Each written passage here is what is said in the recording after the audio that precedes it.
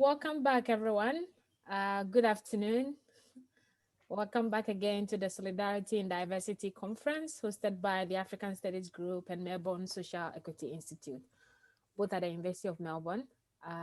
We'll give it a minute just to wait for the others who are, like me, figuring out Zoom and how to join and work out the microphone and everything. So we'll start exactly at 2 past. Thank you.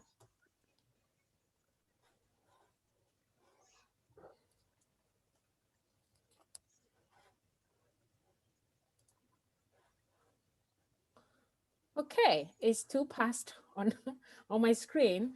So it's my pleasure to introduce you the chair for this session, Simeon Gready, who will be chairing the session on belonging. Simeon is a PhD candidate in the School of Social and Political Sciences here at the University of Melbourne. He is researching the role of the African Union in transitional justice initiative of its member states and has published on transformative reparations and structural socioeconomic reform. He has been a member of the African Studies Group since his first year at the University of Melbourne. And I should add that he is a key member of the conference organizing committee. Thank you so much, Simeon, for your time and for availing yourself to chair this session. Over to you. Thank you so much, Franka, for that very kind introduction. As Franka said, my name is Simeon. I would like to acknowledge, first of all, that I am speaking from unceded Yagara, Jagara, and Yagarapool land. I wish to pay my respects to elders past, present, and emerging, and I extend that respect to all Aboriginal and Torres Strait Islander peoples here today. As Franka mentioned as well, the theme that we have for this session coming up is called On Belonging. It's a very exciting one, I think, as well, because we not only have a bit of a University of Melbourne flavour to this panel session, it's a bit of an African Studies Group flavour as well. One thing I will mention from the offset is that there has been a slight change in the programme. Unfortunately, Dr. Gerald Onsando, we received word that he could no longer participate in the panel session today. He was participating, he was presenting on a paper called Sense of Belonging and Inclusion of African Students at the University of Melbourne. So unfortunately, that's no longer part of the program for this session. I do apologize if you came specifically for that presentation or that paper. However, I hope that you may stick with us. We have 2 excellent presenters and 2 excellent presentations that are still coming up today. As I mentioned, both our presenters today are from the African Studies Group, and in relation to the theme of On Belonging, it's really great to note that we have 2 presentations coming up that are particularly well balanced. I think towards this theme, we are starting with Mr. Kofi Bediako. He'll be presenting on a paper entitled Towards a Paradigm of Relationality, Separating Facts from the Fictions that Sustain the Paradigm of Difference. Beyond that, we will have Mr. Kennedy Mbeva, and he'll be presenting on the African Studies Group at the University of Melbourne, in which you'll get to know a lot more about the African Studies Group itself and the way in which it's kind of historically being conceptualized and continues to work on issues relating to the African continent from Australia. Just a couple of housekeeping notes. The way in which we're going to structure the session is that Kofi is going to present first for about 15 minutes, and then we are going to have Kofi's Q&A directly afterwards. That'll go for about 10 minutes or so, and then afterwards Kennedy will present his paper, that is on behalf of his co-authors as well, which are Franka, Vaughan, Matthew, and Jean-Pierre as well. And then we will have their Q&A after Kennedy's 15-minute presentation as well. Feel free, once the Q&A starts, please, you can raise your hand if you'd like to ask a question. You can also put it in the chat room. You can also directly send me a question if you'd like to ask it anonymously as well. There are a few options available to you to be able to ask those questions. Without much further ado, I'm going to introduce Kofi Bediako now. Kofi is a PhD candidate at the School of Social and Political Science at the University of Melbourne, where he also works as a research assistant. His PhD research focuses on international intervention in post-conflict justice in Africa. Kofi, I'm going to be giving you 15 minutes. At about 3 minutes to go, I'll send you a direct message just to let you know that you are coming towards the end. You're more than welcome to ignore that message. But 3 minutes later, I will try and softly interrupt you as we come to the 15-minute point of your presentation. Otherwise, if there are no further questions, the floor is yours. Thank you, Kofi. Thank you very much, Simeon. I was hoping that because Gerald is not around, you will be generous enough to consider me a little bit. I am not too sure of my, I'm not too sure of my timing, but I hope to be able to do it within the time. All right, so thank you very much, Simeon. I would like to acknowledge the traditional owners of the land on which I live and work, and pay respect to the elders past and present. Let me quickly share my screen.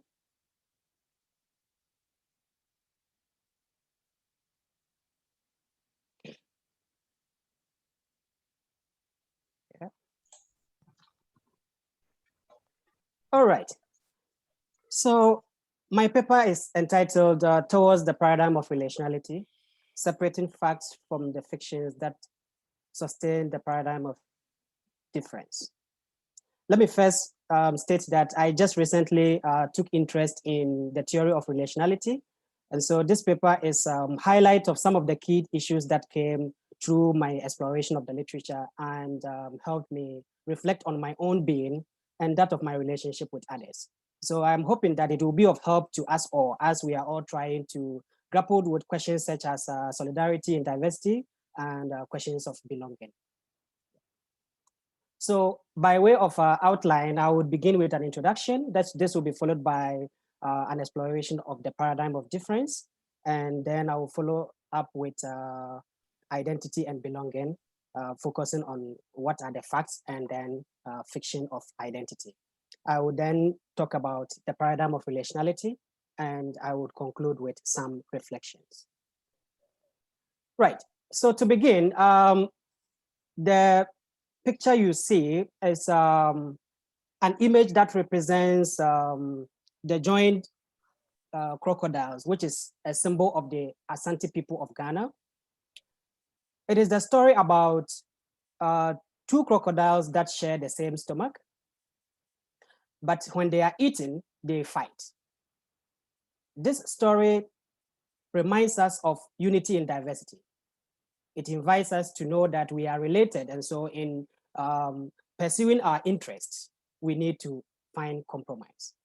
Unfortunately, however, in the 21st century, what we see is a paradox, what Professor Sabalo has described as the paradox of the 21st century. For instance, we see clearly that the COVID-19 pandemic is a threat to all of us.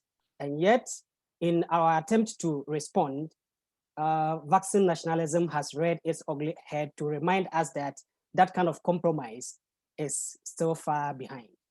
And so some of the paradoxes of the 21st century includes, as outlined by post-colonial theories, inequality in the midst of wealth, injustice in the midst of human rights, technology. We think we have advanced technologically, and yet we are killing our planet. We want to think of ourselves as multicultural, and yet discrimination and marginalization continues. And so I asked the question, how did we get here? And how did we get out of here? I argued that the current crisis of living together is fueled by our focus on differences and the wrongful assumptions about these differences. Therefore, we must focus on our relationship or our relationality if we are to avoid the toxic emphasis on difference without falling into totalizing uniformity. Thus, we must replace the paradigm of difference with the paradigm of relationality by exposing the myths that sustain the paradigm of difference. So I would now want to look at what the paradigm of difference means.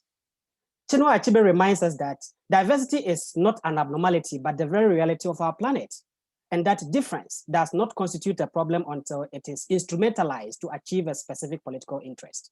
Therefore, we can see the paradigm of difference simply as difference or identity interlaced with a political project.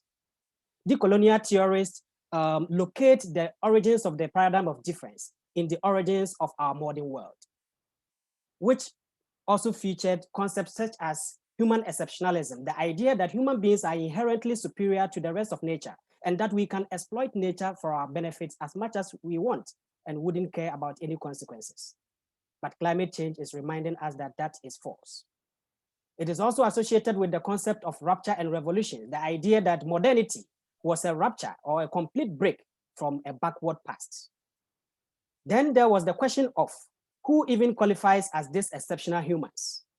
Thus the idea of Eurocentrism was born, and the rest of the world, Europe was seen as the center and the rest of the world was seen as empty land ready for conquest.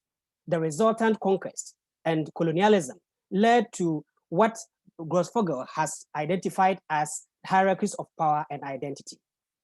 It has crystallized identity markers such as ethnicity and race, gender, sexual orientation, religion, and the like.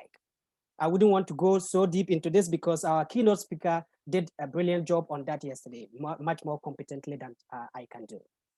However, it is very important for our discussion to note that the colonialism led to the crystallization of the kind of differences that we hold on to today.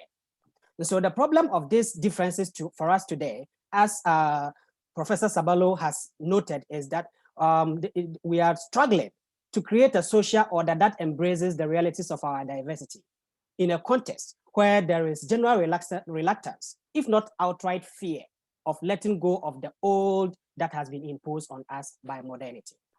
And this is where I argue that for us to start moving away from that paradigm of difference, we need to expose some of the fictions about the things that we hold on to. So I begin with identity. And in fact, for the sake of time, I'm going to concentrate on identity and nothing else. Right. So what are the facts about identity? The philosopher Anthony Appiah, in his work, The Lies That Binds, tells us that we cannot do away with identity. And in fact, that identity has its useful purposes. Yet, Amartya Sen also indicates that identity is also weaponized to create fear, hate, discrimination, and violence. So these are facts about identity, but what are the fictions? I have identified from my readings that one, the fiction that identity can be reduced into a single determinant, that one aspect of a person could be so dominant that nothing else matters. Related to that is the denial of personal agency and choice, that an individual does not have the power to determine which aspect of his affiliation that he would want to emphasize. But the reality is that every day we make decisions as to which aspect of our affiliations that we would want to really emphasize at what particular time. So Amartya Sen indicates that we should have a clear choice. We have to see clearly that we have many different affiliations and that there is room to decide our own priorities. However, we should also be mindful that in trying to make our own choices, these choices must be made within feasible limits. But we need to be mindful of the problem of conformity. So whilst we are working within the limits that is imposed on us by society, conformity is also a danger. So if all of us realize the inherent fallacy of the denial of choice and the reducibility of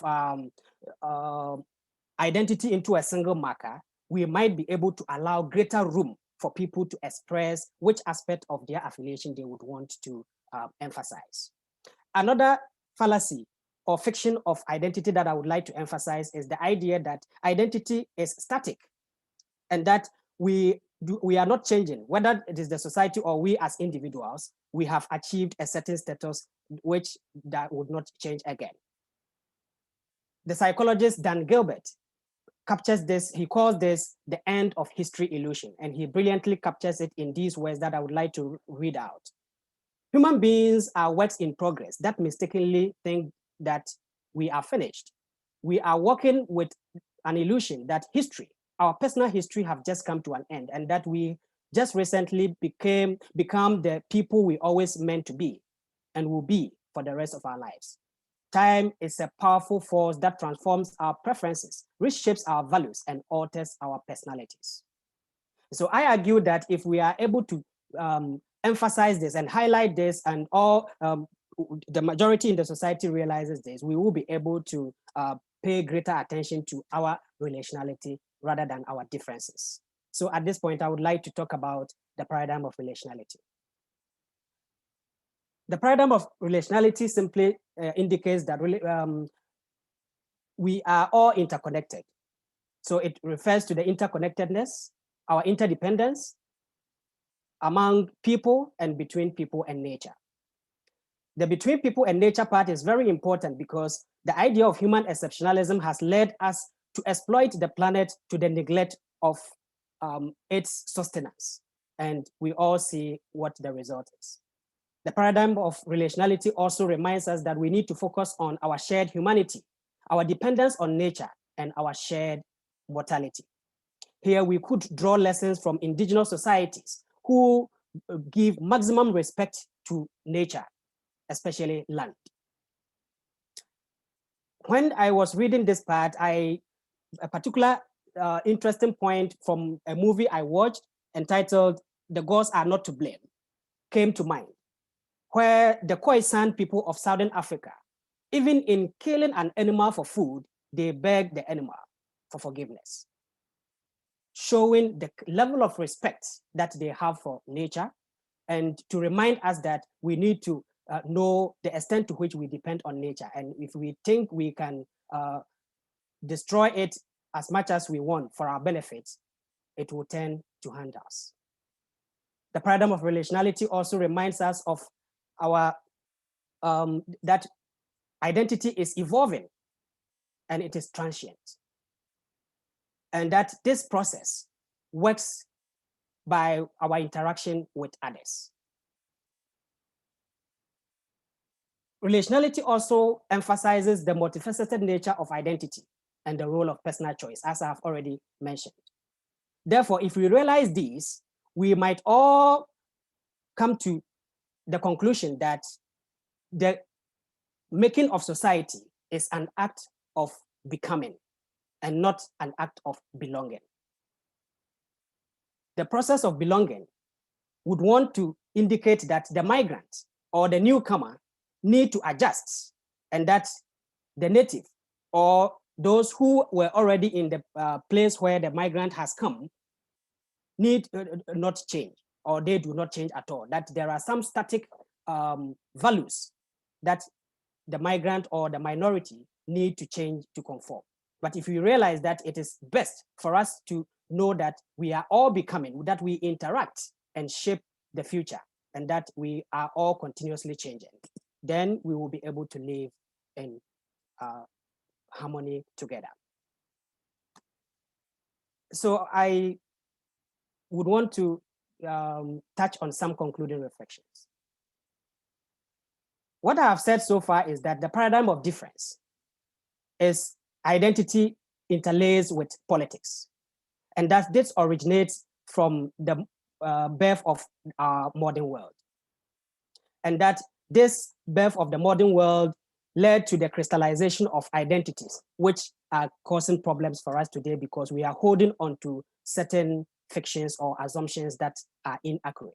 And some of them include the focus on a dominant, single determinant. And also that we consider lack of personal choice in determining what our identity is. And also that identity is static.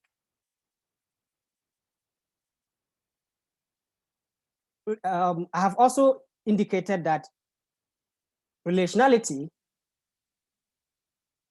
may help us to exchange the divisiveness of identity without sliding into oppressive uniformity.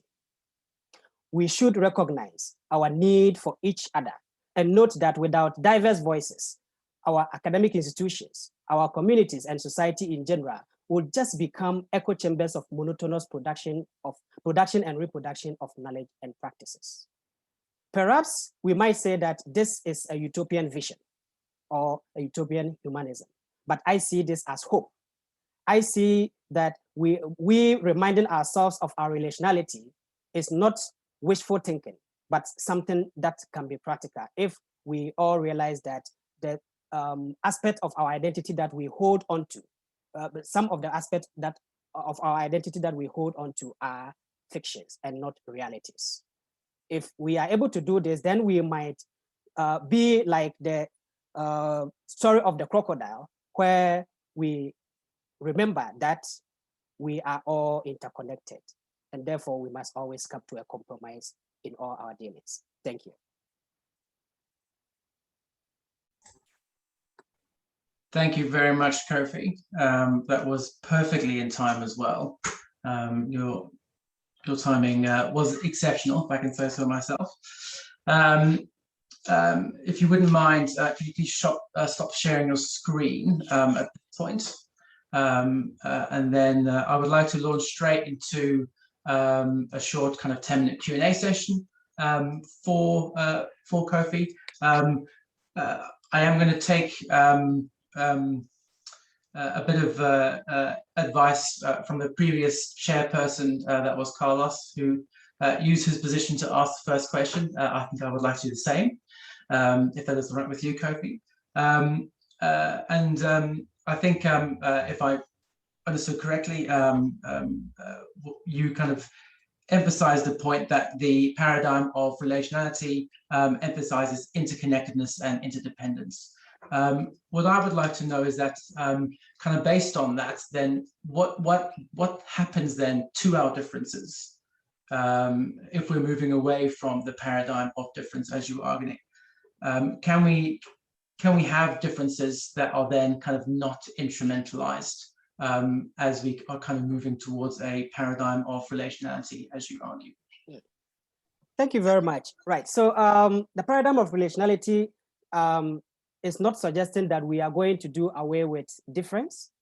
In fact, it emphasizes that as I indicated earlier, difference is not a problem until it is instrumentalized. So we depoliticizing our differences is what the relationalist paradigm would essentially mean. But another key factor of the paradigm of relationality is the idea that we need to think of ourselves as I with, and neither I nor them, but I with. So the I is not subsumed. The I is still there, but we would also want to know that our being is not complete until it finds expression in others. Perfect. Thank you very much. Gloria, I can see your hand up. You can ask your question, please. Oh, okay then. Thank you, Simon. Thanks, Kofi. That was great. I really enjoyed that. And I don't know if it's a question, it's more like a comment. So it gives us a lot of hope with your research in terms of relationality, bringing us interconnectedness. And I think that's really important as we live in a world of constant racial tensions. And I think when we allow people to be who they are, but not politicize it, in your research, what you're saying is that that's actually what enhances us as a society. And I think that's brilliant. And if we could hear more of this kind of research, it will help us a lot navigate the world at the moment, because, you know, it seemed to me that we are different, but we are here for a purpose. And conformity, as you said, is actually not what we should be aspiring to. That being different in itself inherently is actually a positive thing. And yeah, like I said, it's not a question. I just really enjoy that. And I thank you very much. Thank you so much. Fantastic. Michelle? I just really want a big thank you. It was a fantastic presentation. And I want to express gratitude. You had a term there, human exceptionalism. I have been searching for such a term, so I was madly scribbling down. And I just want to ask a clarifying question. With your relationality, and you were expressing that it was, you know, land was very important in this description of identity. So just for me to understand, are you saying that whether you're a First Peoples from that particular land or not is not relevant? It is just your relationship to the actual country from where you are. The reason why I'm asking this, like, I am Yorta Yorta. So ancestrally, I have an ongoing connection to the Murray River area.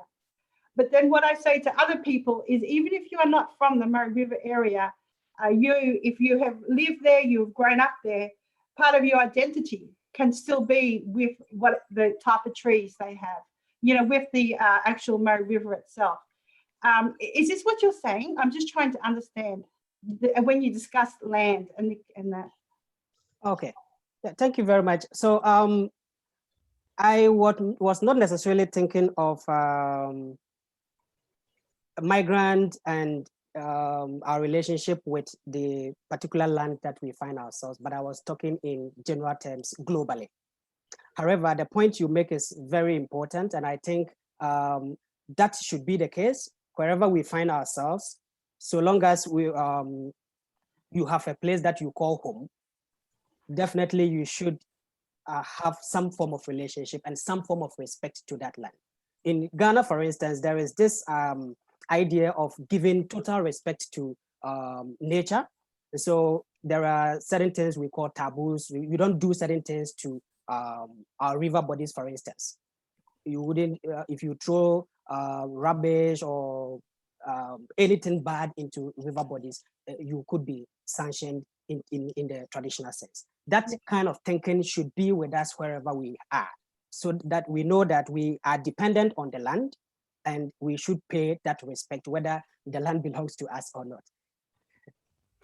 Can I just say, to sort of end, is there's a Native American author, Leroy Little Bear, who also talks about relationality. And so he's similar to yourself when he talks about land in that description you had, but he also talks about spirit world, not as in spirituality, that's different, but spirit world, like the, you know, the energy, the unseen world, you know, the seen and the unseen. His description of relationality is also really close to your own. It just goes that little bit further into the spirit world, which really has strong correlations, like with quantum mechanics and all that world business. Yeah. Thank you so much. Thank you. Thank you. Thank you. Tabeja, can you please ask your question as well, if you'd like? All right, thank you. Great, Kofi. That was an insightful presentation, and I really enjoyed. I just follow up the previous person who asked you before, about the like given difference is an inherent quality of human society. When you say fictions that sustained the paradigm of difference, are you referring to the identity politics specifically, or you have something else as well? Because I don't think you are opposing difference as such. You are qualifying it. So I really want to hear more. That's all. Thank you. All right. Yeah, thank you very much. Yeah, so as I indicated, the politics of it is what is a problem. But apart from the political aspect, we as individuals also think of identity in a particular way. And that thinking influences how we think of others. One of the problems of minorities or migrants and host community relations as the idea that migrants are coming to dilute or disrupt the culture and identity of the host community. And that such a thinking is based on the idea that that culture has arrived. It has reached a point where it has gotten to where it is wanted. It has become its best, and it will be like that forever. So any dilution is seen as an incursion or an intrusion or a disruption of a desired quality. That thinking is what I would want to expose. I would want to highlight that it is a wrongful thinking, because even as individuals, how we thought, how we our worldview and the like 10 years ago has changed, and how we view the world today would change. The same applies to our society. I was recently watching ABC documentary about the opinions of people on the streets concerning women and men working in the house. And some of the ideas that were coming up, I would have thought that is, let's say, my country, Ghana, where the traditional notion of a man not going to the kitchen and the like is dominant. But these ideas came up within Australian society. But we have moved on now. That should tell us that society is evolving. Our values, our preferences is also evolving. And this evolution process comes about as a result of our interaction with others, the tension, the arguments, and all that we have with, whether it is migrants, whether it is any other group of people that we consider different. That interaction is what leads to the creation of new values and the like that so that is why I indicated that we should see ourselves as becoming rather than belonging. Excellent, thank you. Thank you so much. We probably have time for one more question. If there is anything burning at the top of anyone's mind. We've got about a minute and a half left or so before we move on to the next presentation. So I will give a few seconds if there are any hands waiting to be shot up in the air.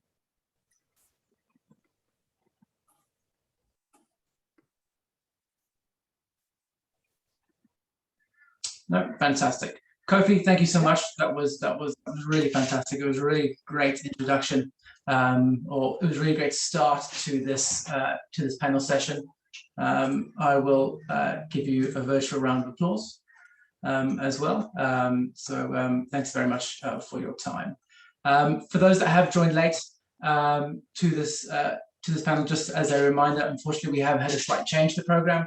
The presentation on sense of belonging and inclusion of African students at the University of Melbourne by Gerald Onsando will no longer be taking place in this panel session. So I do apologize for that. However, we can move straight on to our next presentation for this panel. I very warmly welcome Kennedy Mbeva on behalf of his author team, who will be presenting on African Studies Group at the University of Melbourne. Kennedy Mbeva is a research fellow at the Melbourne Sustainable Society Institute at the University of Melbourne. He is also the outgoing president of the African Studies Group at UniMelb. Kennedy has also quite recently submitted his final PhD thesis as well. So I'm going to go ahead and give him a small round of applause for that as well.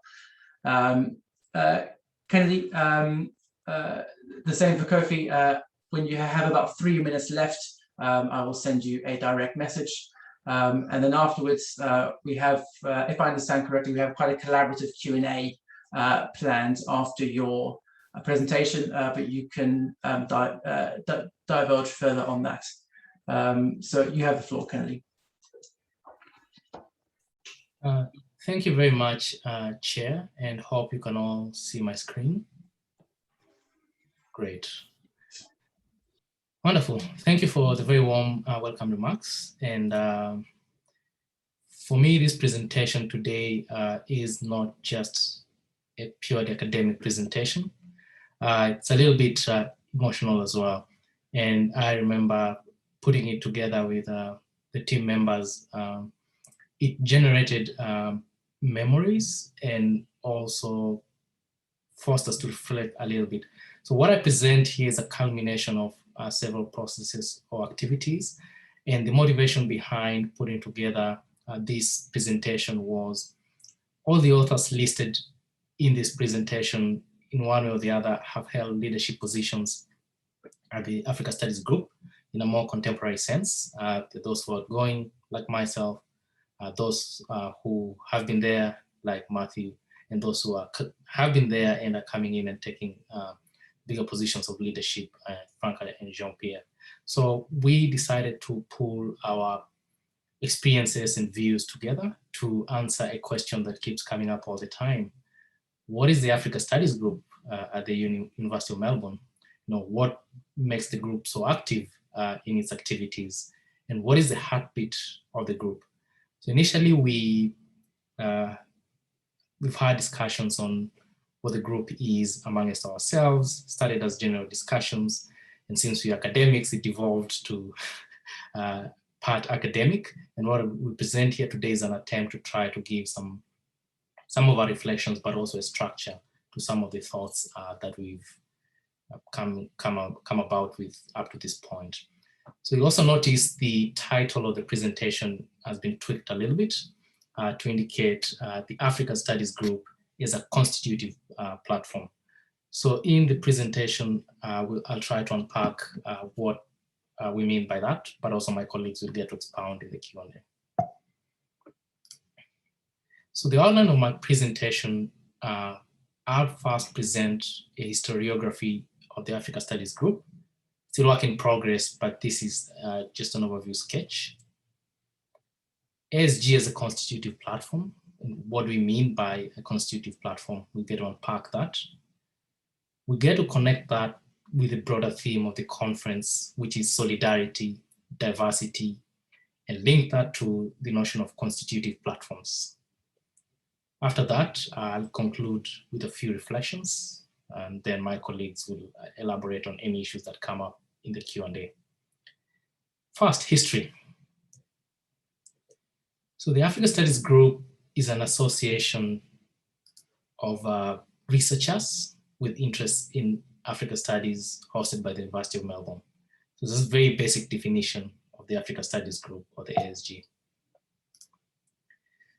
The Africa Studies Group was originally founded as a reading group in the year 2012, so it's almost 9 or 10 years old, when a group of academics at the University of Melbourne observed that they lacked a platform for scholarly engagement with African studies beyond the individual research work. Started as a classical reading group, you share papers, and then you discuss them.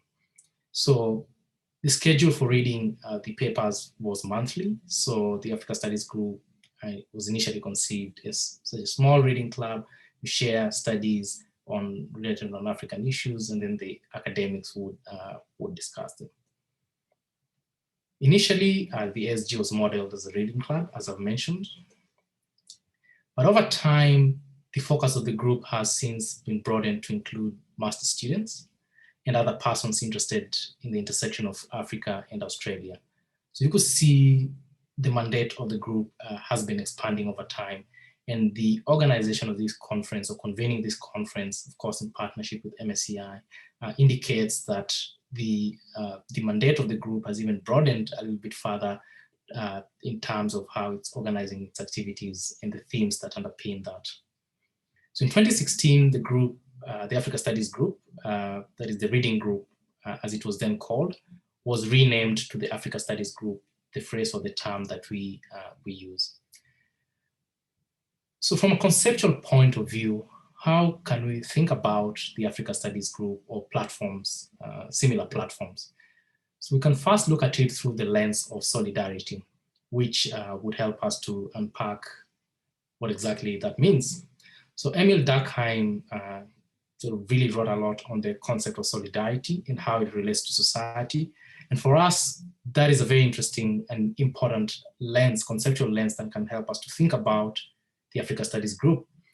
For those who attended the conference debate yesterday, I'm sure you had a preview of the notions of solidarity is represented, especially by the Africa Studies Group debate team. So Durkheim identified two main types of solidarity.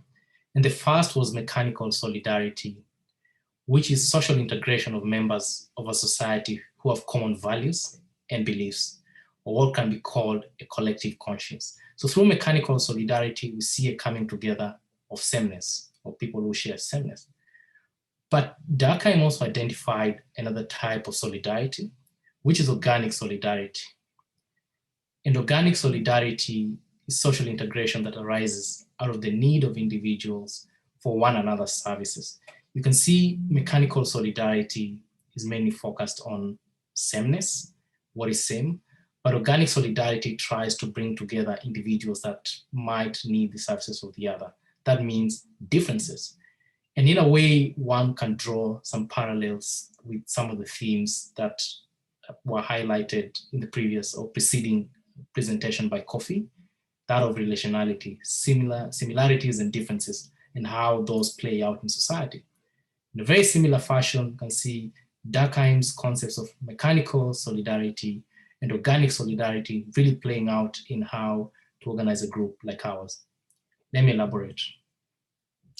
So what do we mean when we say the ASG, or the Africa Studies Group, is a constitutive platform?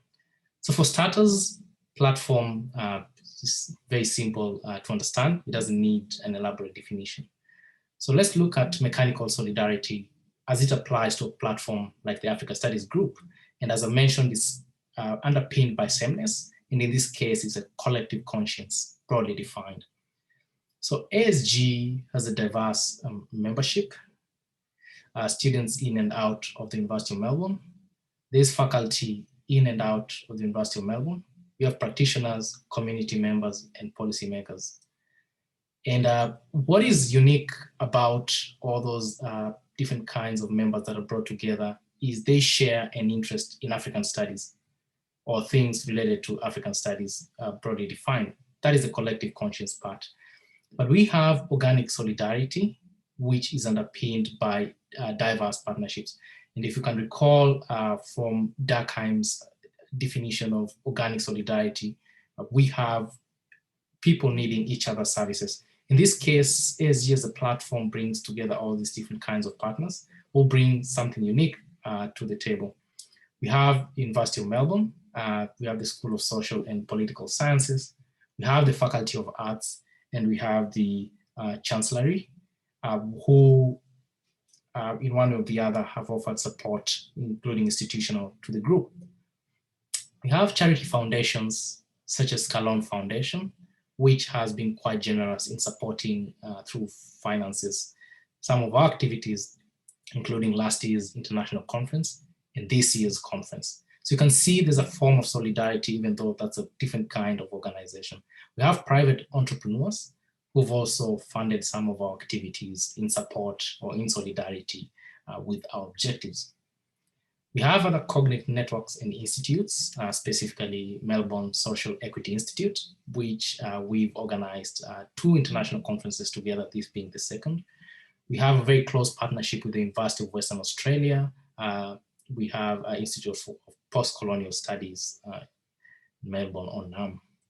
So you can see in terms of mechanical solidarity, what brings us together, the collective conscience, is a commitment to African studies. That is really at the core of the group.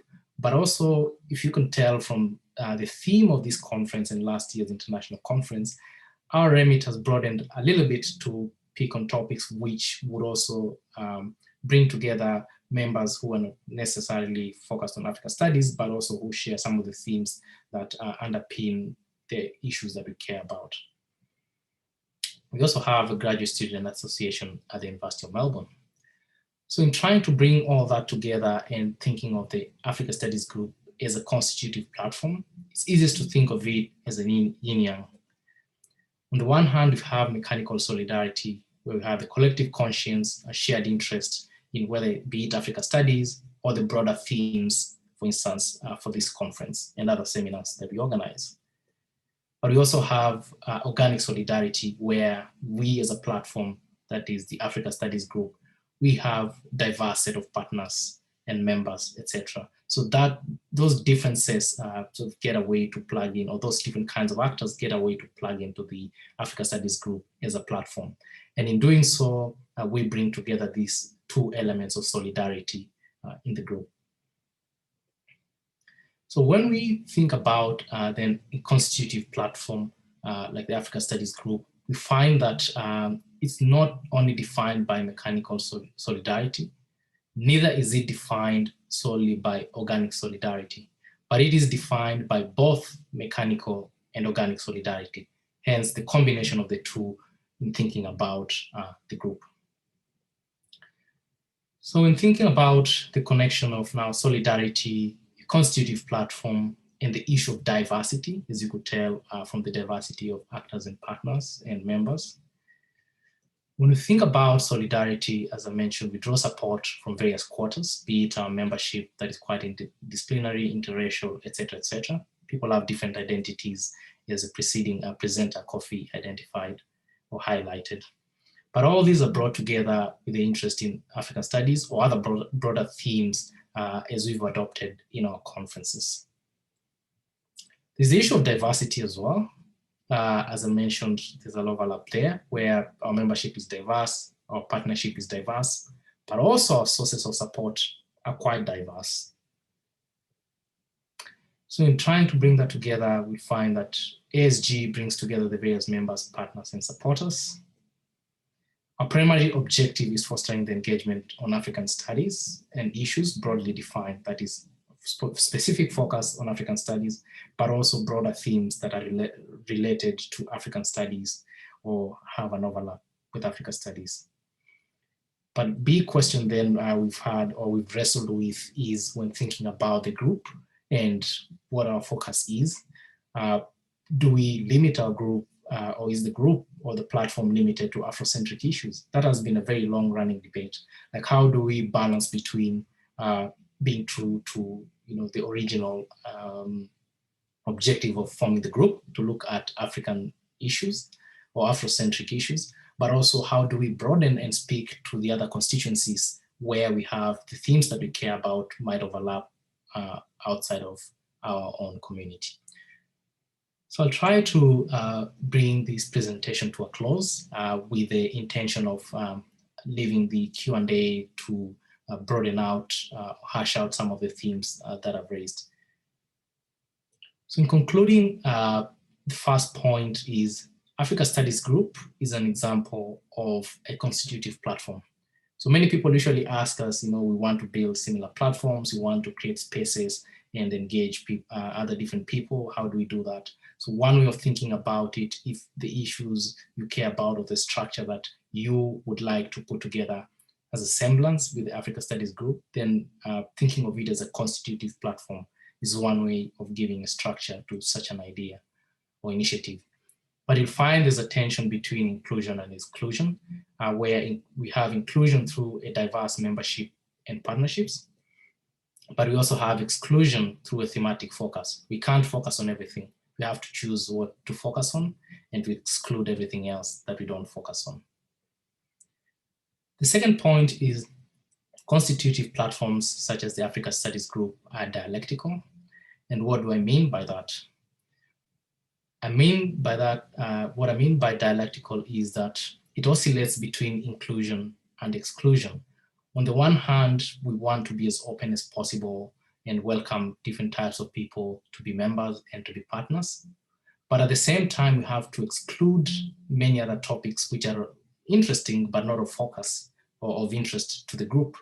So on the one hand, as we broaden the membership through inclusion, we have to scope what we focus on through exclusion. So there is solidarity through inclusion and exclusion. And in this case, solidarity does not only play out in terms of inclusion, but also in terms of exclusion, because exclusion in this case gives us a focus. So what are the next steps? As I mentioned, this is a work in progress that we're sharing with you, and we're keen to hear your reflections or ideas.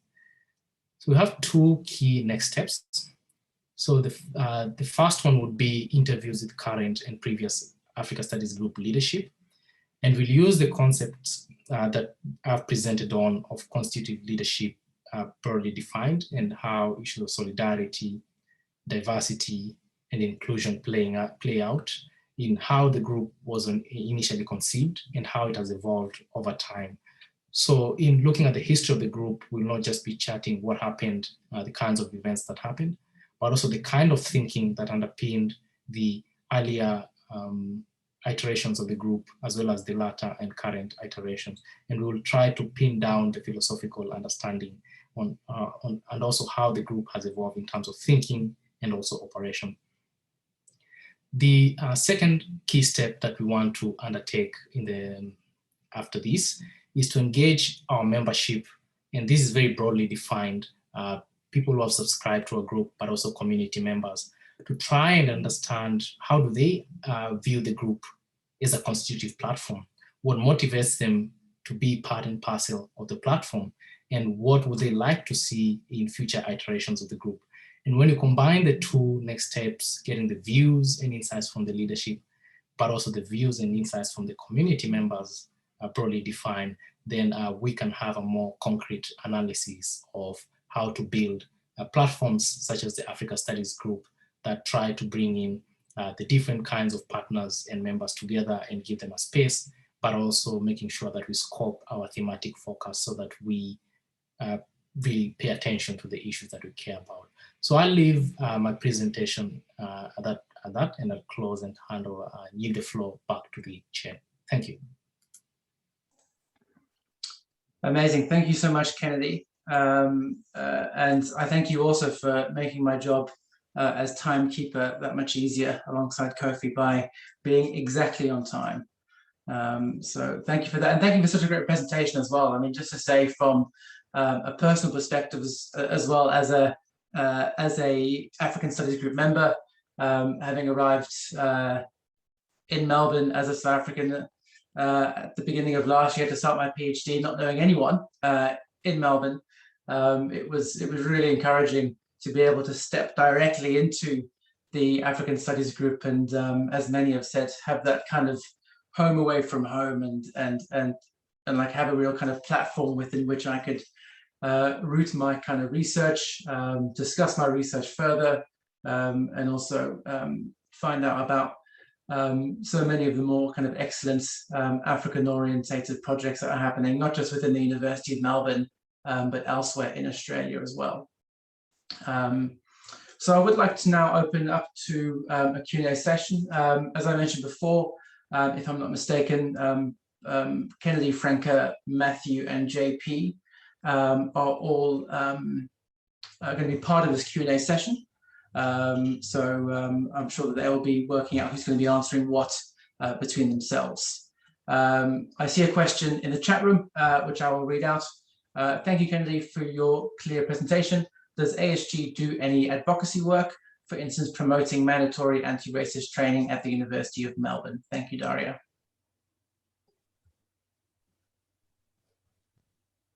So my group members will pick the questions. So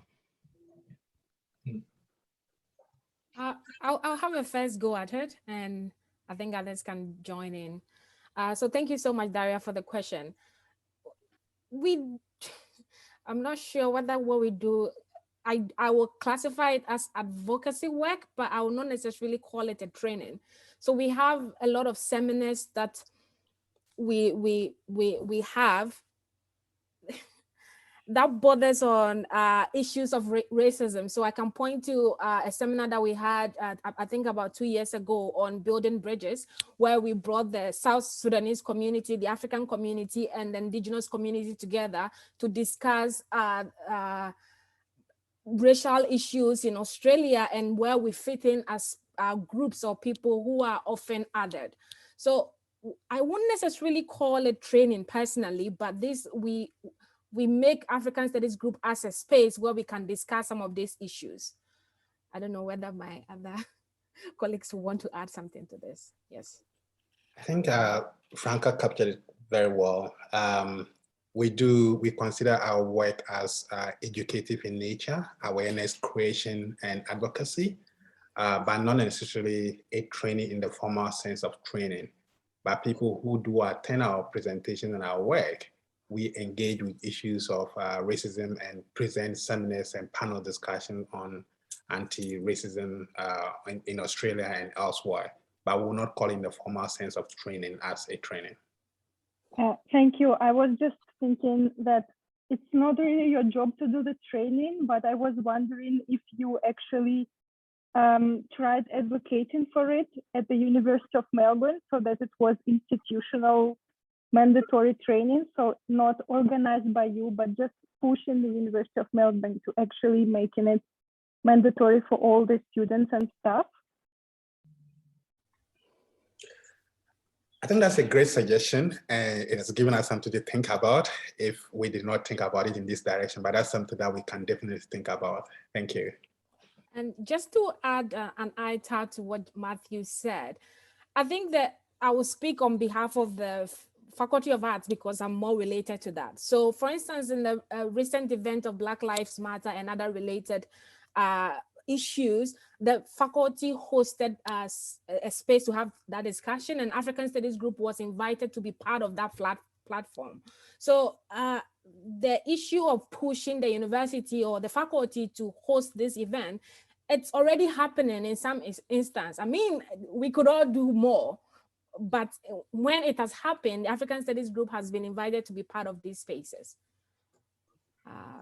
Thank you, Dari. I don't know whether we've answered your question, but yeah, you've given us a lot to think about, and we'll consider that in further discussions. Yes. Can I please make a comment about that, because that's so important in terms of institutional racism, and I thank you for Daria bringing this question up, because if we occupy spaces but then refuse to deal with racism, we are not doing service for Black people all across Australia. And racism is a really big part of institution where knowledge is cultivated as universities. You guys are in Melbourne. Maybe Melbourne has got a different story, but in New South Wales, where I am, racism has crippled Black people in universities.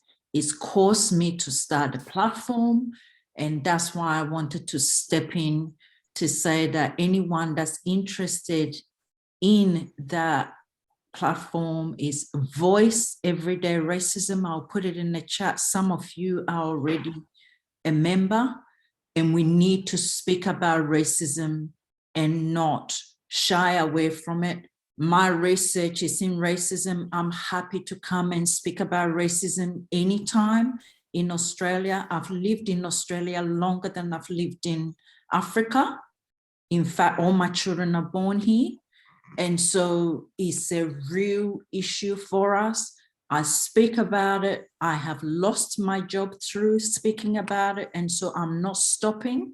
And I want to continue to speak about it to help my African brothers and sisters.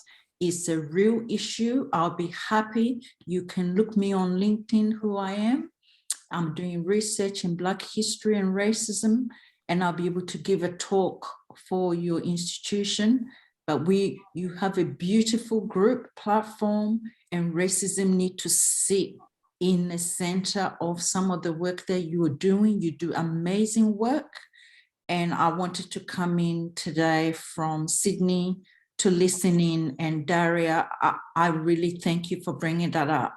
We can't have African group without dealing with issues of racism. Is real and it affects our life every day. So I'll put the LinkedIn there. If you want to keep talking, Daria, you can contact me and I will have conversation with you, not a problem. Thank you. Thank you so much. As Alicia has said in the chat room, thank you for your work and your passion, Gloria. It's been really lovely having you here with us today. I've actually got a question kind of related to this as well for the ASG leaders. Could you guys kind of speak towards the benefits and maybe even the shortcomings of working on the diverse number of issues that you work on with your diverse partners. So for example, working on community-based platforms.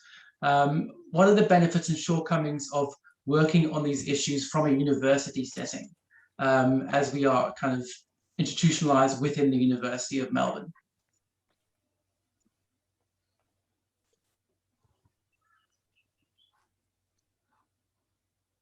Yeah, perhaps I can jump in just to weigh in on that question, but also connect it to the previous comments and questions that have been raised, which are very, very important.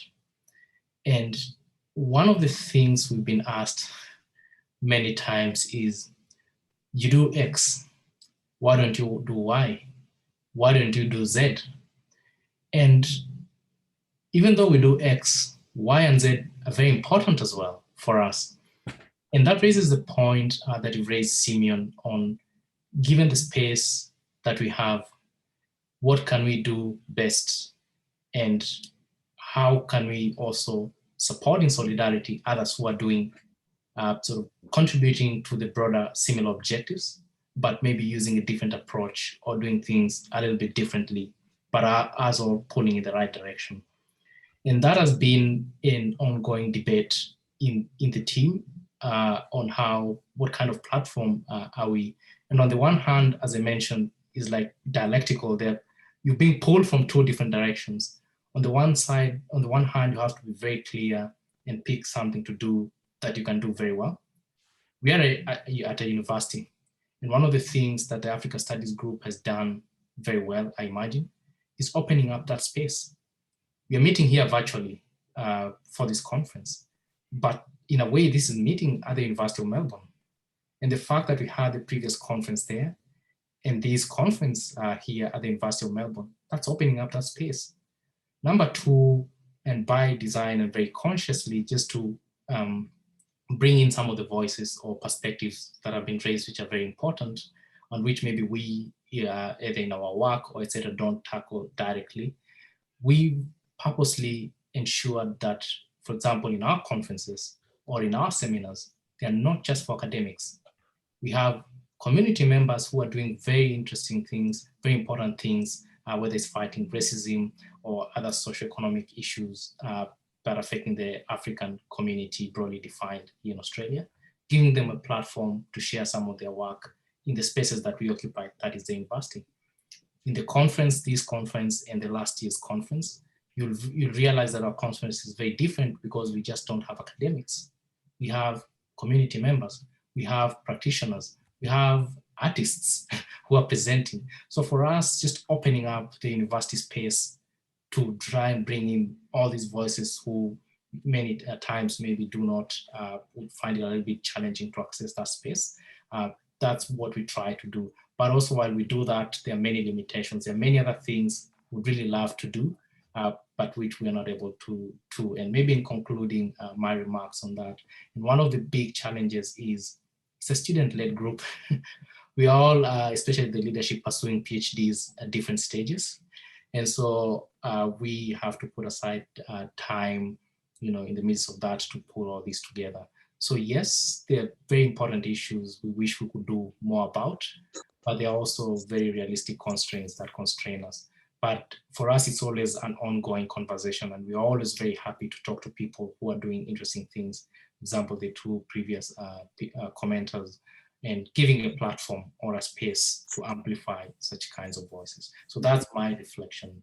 I don't know whether my colleagues have other reflections.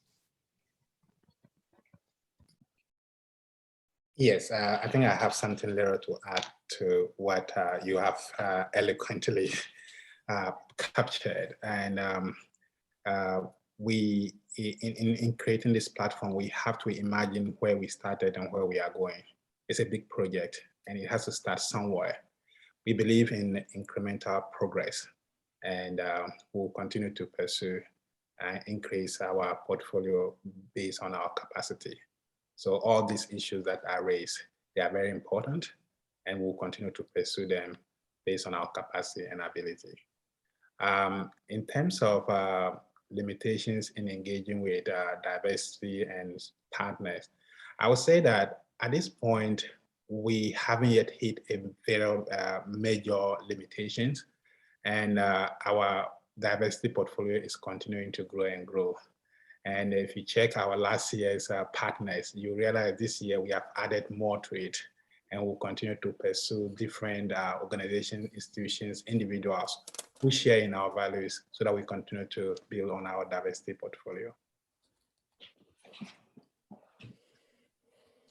Great, thank you so much. Let me pass the mic over to Vincent, who has a question. Okay, I would have loved to ask this in-house, but maybe just to get the thoughts and from others as well. But looking at the way forward, for instance, for the African Studies group, I mean, the struggles, the successes, the interventions, the platforms it offers its students and its vibrancy within the university space. And of course, it is obvious to all, the chancellery, the student body and other institutions within the university, have come to terms with the level of activism and advocacy that the group is playing. Do we, and for me, sometimes I think that, so for instance, we've got an institution like the Asian Studies Institute, right? Okay, so thinking forward, I'm just asking, what do you think, or what do we think that would stand in the way? I'm just trying to think aloud and to know what others are thinking also. What do you think would actually stand in the way of this group in terms of evolving to assume that place of an institute where the study of Africa and issues relating to Africa and the continent could become centralized within the university space? Is it something that we foresee? And if it is something we do, what do we think could stand in the way of this imagination or vision or something like that? I don't know, because I'm very aware of the distance of the continent, especially from Australia.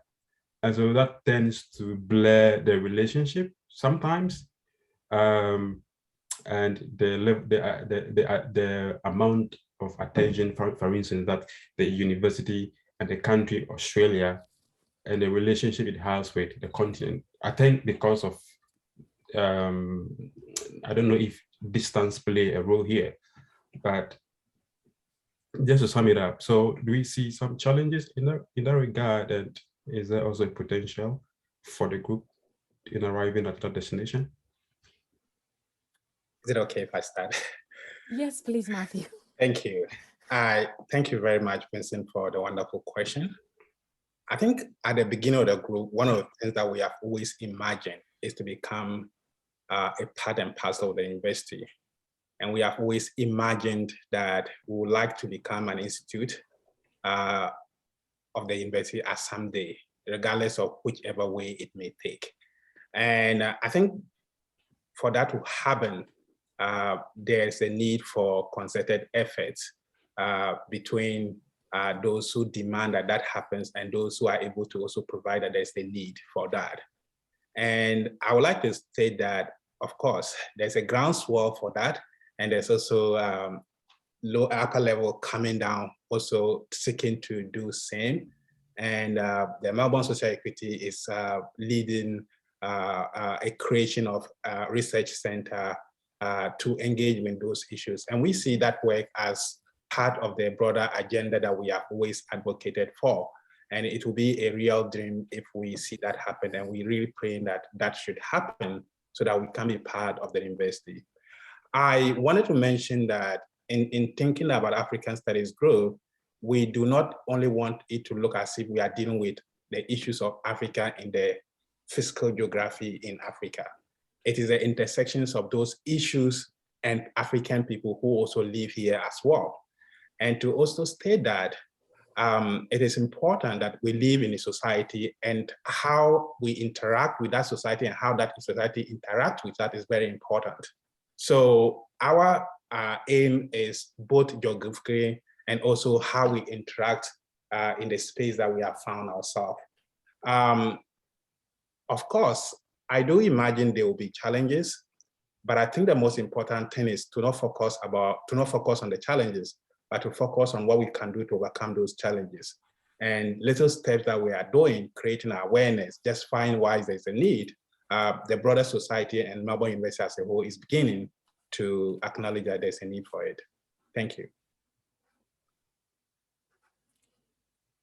I think Matthew had sort of said almost everything there is to say, but I just want to just stress on one more point in terms of the future that we are looking towards. So one of the things that we are trying to do and we are working on currently is not just present ourselves as just a student group, but a group that connects with the community. And that is something that is very important to us. And we believe and as Matthew have said, for us to demonstrate the importance of having, let's say, an African Studies Institute, we have to be able to connect with the community. There's a larger African community in Australia here, mainly the South Sudanese and several other African communities. And we feel like we've been able to connect with those communities. It's a good starting point for the powers that be appreciate these connections and the significance it plays in having such an institute. So yeah, it's something that we wish and we hope that it happens. It may not happen this year, but in coming years, we hope we'll have such an institution. Thank you. Great. I'm going to be slightly generous, seeing as we've only had 2 panels within this session. Charlene, would you have a quick comment or question? Yeah, just a quick comment. And I'm sorry, I missed some of that conversation because I had to answer the front door, but my colleague Claire said that ARIA had been mentioned. And I just wanted to, so ARIA is the African Research and Engagement in Australia initiative. That's sort of an emerging development at the University of Melbourne. And it's something that the Social Equity Institute's really involved with the coordination of. And I'd just like to say that the African Studies Group has been really connected and supportive of that initiative in the development work of it. So one of the sessions that we were supposed to have today that Gerald and Sunday was going to present on, Franka and Matthew and Kennedy have all been part of that advisory board supporting the research, looking at the experiences of the sense of belonging of African Australian students at the University of Melbourne. And that actually was funded by Chancery, and that will look at experiences of discrimination and racism from the student body. So yeah, I think just going to some of what the university should be doing around anti-racism initiatives, it might not be explicit, but it really does sort of cut across a lot of the work that we're all doing implicitly. That's it from me. Thank you, Charlene. Thank you, Charlene. Tebeja, you have the honor of rounding us out for this panel. Oh, excellent. What an honor.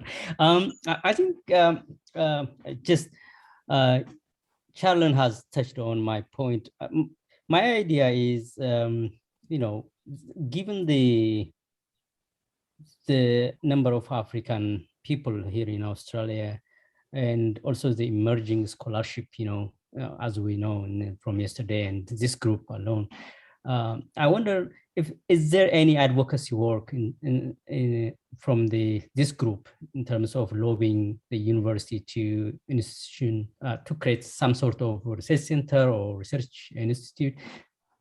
Because it's one continent, for God's sake, 54 or 55 countries. If you go to Europe, there are Ethiopian studies in one university. Like if you go to Hamburg University, you get Ethiopian studies, or maybe Ghanaian studies or Nigerian studies. Single countries have research centers in Europe and in the US. And here we are, 55 countries with no a single research hub representing that continent. I understand the strategic importance of Africa in terms of the political or geopolitics of Australia, but is it about time to do some advocacy work and lobby for the creation of such a center, whatever that base can be? Yeah, thank you.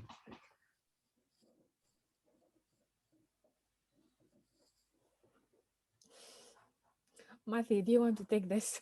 Yeah, I think, thank you, Tebeji, for that question. And I think Charlene actually mentioned it. If there's anything I will add to what Charlene has already said, then it needs to be more, I don't want to use the word radical, more pronounced to be able to help in that. But with the work that Melbourne Social Equity is already doing with the proposed African Research and Engagement Initiative, it's fantastic work. And that is calling on the university to actually support the establishment of such an institute at the university. And for the fact that the university is happy and the project that Charlene mentioned, which was supposed to be part of this presentation, that the Chancellor sponsored, it means they buy in our cause, and we'll continue to press on them to support us. And let me also mention that as part of this conference, the University Chancellor also sponsored it. And that is also little steps, but I think that there's more work to be done, and we acknowledge that. And we'll actually engage in broader discussion to see how we can actually make a stronger case and tell the university that we need it as quickly as possible. Yeah.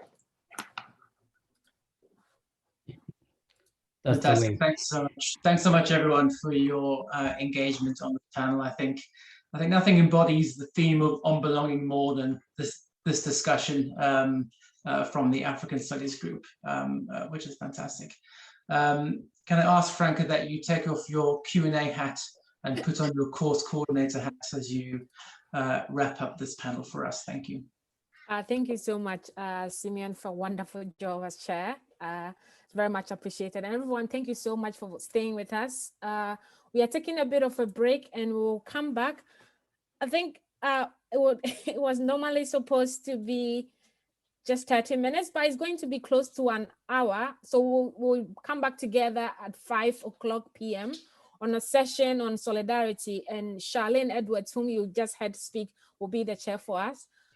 We encourage you all to just have a break, have a bit of a tea, and join us back. So bye everyone, and see you soon.